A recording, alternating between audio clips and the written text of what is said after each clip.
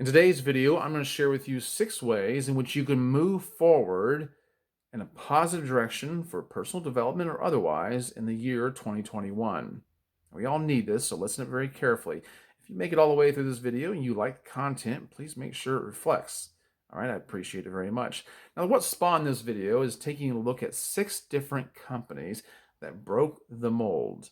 Okay, when I mention them, you're going to know exactly who they are. And here are the 6 companies. Nokia. Okay. Second one, Nintendo. Then Suzuki, Hasbro, Samsung, and Wrigley. Those are all familiar, right? I mean, you probably conjured up in your mind some product, some service they offer, right? Right away. So here's what I want to tell you about them. They all have 2 things in common. They all started off doing something vastly different than what we know them for now. Okay, that's the first thing. And the second thing is they all embraced new beginnings. Okay, so let's talk about that. Nokia. Nokia. The company is known for cell phones. In fact, I think my first cell phone was a Nokia. But its first business in 1865 was a paper mill and I think I'm going to get this right, but forgive me if I crucify it, but it was a paper mill on the Nokian Virta River in Finland. Okay, from having a paper mill to making cell phones. Nintendo, the video game company, has changed direction many times over the years, selling vacuum cleaners, instant rice, and even running hotel chains in Japan. But when Nintendo started in 1889, it was already in the game business. They made playing cards. I just want to take a moment to say thank you, Nintendo, for bringing immense joy and pleasure into my life. I have just been a big fan of Donkey Kong, Mario, Pilot Wings. Oh man, I can't tell you the countless number of hours I've spent on your game. So, a big shout out to Nintendo. All right, Suzuki. From 1909 to 1935, long before it became known for motorcycles, Suzuki was the Japanese silk industry's primary supplier of looms. Isn't that something? Hasbro. Oh man, don't tell me that you don't know who Hasbro is. They make like Monopoly, Nerf guns, Star Wars toys, Transformers. I mean, they just make about everything.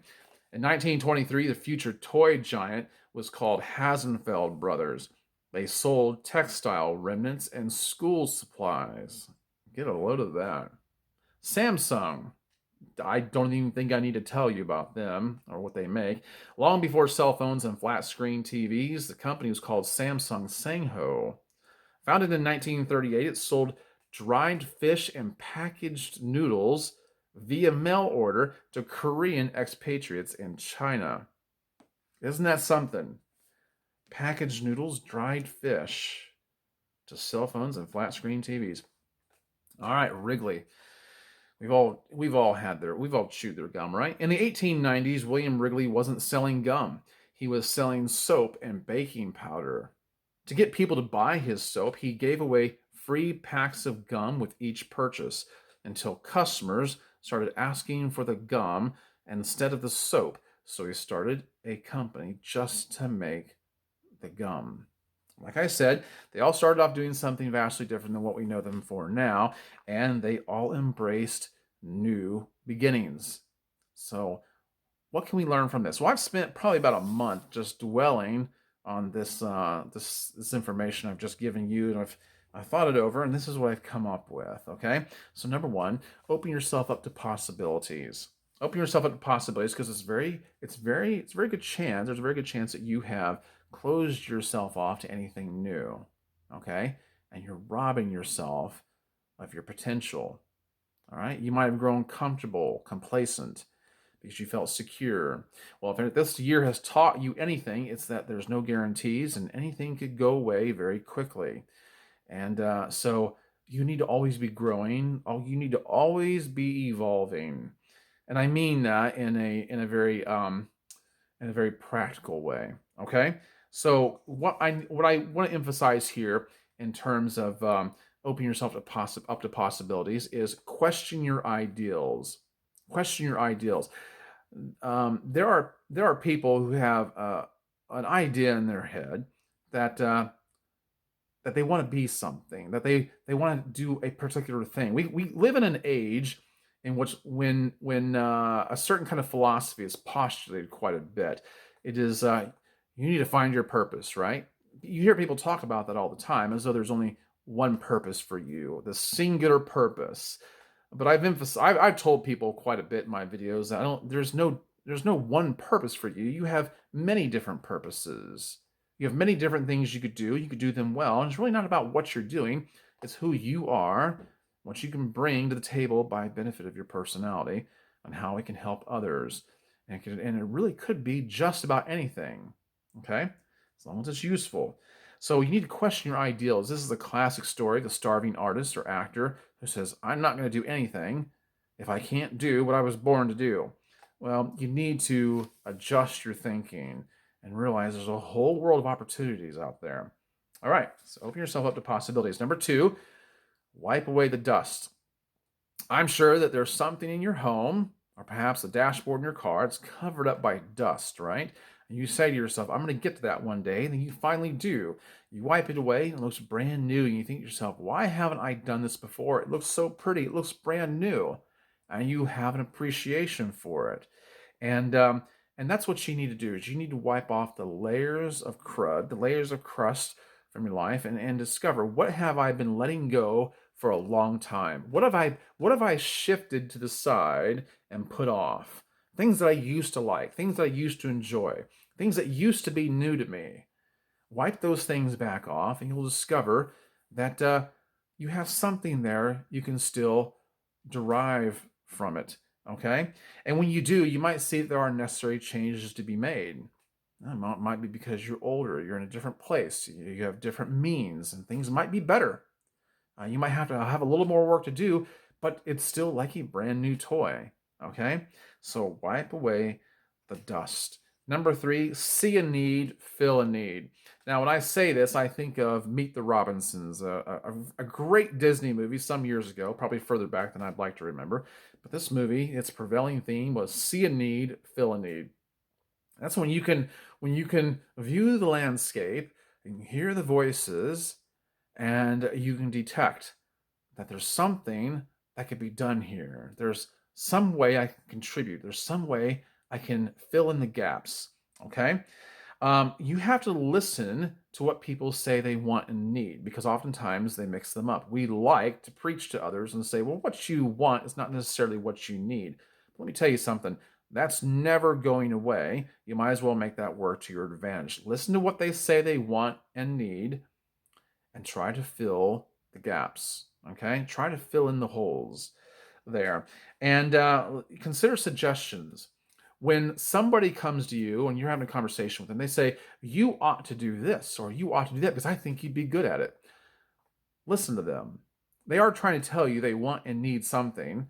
Obviously, it's something that they would enjoy, it's something they would like, and they're not necessarily just trying to get something out of you, but they see potential in you you may not see in yourself. In fact, the only reason I'm doing this YouTube channel is because years ago, when my children were much younger, we'd have devotions around the table at night after supper, and we'd have these discussions about life. And my kids, a couple different points and all of that, said, Dad, you should start a YouTube channel. And I was like, I'm not going to do that. I don't, that's just not what I'm going to do. But then I started thinking about it, and I thought, well, I mean, why not? What's the worst that could happen? I could fail. I could fail, but who cares? At least I tried. And I didn't think anything would ever become of it. But here, lo and behold, here I am now. And I enjoy every minute of it. It's given me a new lease on life. And that's what happens um, when you take the suggestions of others and consider the potential that they see in you. Okay, now number four, develop fluid yet calculated responses. All right, what do I mean by this? Learn when and how to say yes and no more often to things, to people. And the reason why I bring this up is because if you answer with either one of these responses in the wrong way for the wrong reasons, you are cutting yourself off. Learn to say yes more often if you are prone to closing yourself off and playing it safe. If you're a person who's in the habit of saying no, it's probably because of that very reason. You want to remain safe. So I don't need any more of that in my life. I just want to stay right here because I'm comfortable. Things are good. But learn to say yes more often to things, to opportunities, if they present themselves, if you're that kind of a person. Learn to say no more often if you are the kind of person who's too eager to please others and not giving yourself room to grow. Okay. I relate to either one of these things. I've fallen in either one of these categories quite a few times in my life. I used to say yes way too often, and then I started saying no because it empowered me, and I liked it. It felt good, but then I was saying no too often, and I realized I've shut the door on too many opportunities. So learn how to do that. Learn to be very calculated. The great thing about saying yes is that later on you can always change your mind, change your direction, and close the door if you really want to. If you say no, then sometimes the opportunities won't roll back around. They may if you're lucky, okay? But they might not. So be very careful, be very calculated. Number 5, get in touch with your curious side. You need to develop a let's see what happens attitude. So many of us have let our sense of curiosity be dull. We no longer have a sense of adventure, and it's stifled us. It's stifled us. A telltale sign of a lack of curiosity is a an overwhelming sense of boredom. If that's you, if you feel bored in life, it's because you've lost your sense of curiosity. Well, it might be one reason at least. Okay, so get in touch with your curious side. What you have to envision, what I envision at least, is a 5-year-old running rampant in a nuclear power plant control room. If you've ever seen pictures of something like that, it's a massive room with display panels, lots of monitors and red, white, and green, blue buttons all over the place. And it's like Christmas to a kid. If you imagine letting a 5-year-old loose in that and you think, well, we can't, you're going to hear adults screaming at him going, get out of here. Don't touch that. Don't do that. And, if you never hear that from somebody, you're probably playing it too safe. Okay. So I know the illustration's a little exaggerated, but I think you get the picture. Be more willing to press the buttons and just see what happens, see what pops up. You just never know. Something great might happen. Okay? All right. Number 6, enjoy being a new beginner. Enjoy being a new beginner. Start something new. A lot of us don't want to be beginners. We don't like starting new jobs. We don't like starting new hobbies because we feel incompetent. But the thing about starting something new and being the beginner is at least you've moved, you've tried, you're doing something.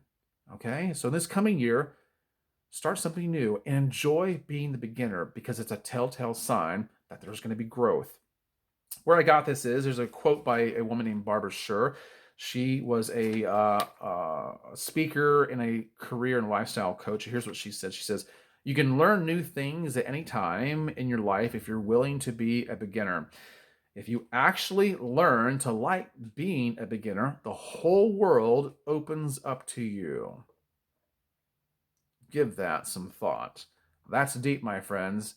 I like that. So here's my final thought. If you're not making anyone nervous, including yourself, if no one questions your competence, including yourself, you're playing it too safe. All right. I hope that's helped. Make sure you see the description below. If you're wondering what I have in my beard, I will tell you down there below and help you save some money. If you feel like contributing to this channel to donate to my endeavors, I would appreciate it. You can find that also. And I've enjoyed it, guys. I hope you have too. Subscribe if you haven't already. I'll catch you in the next one. Carry on. Be wise.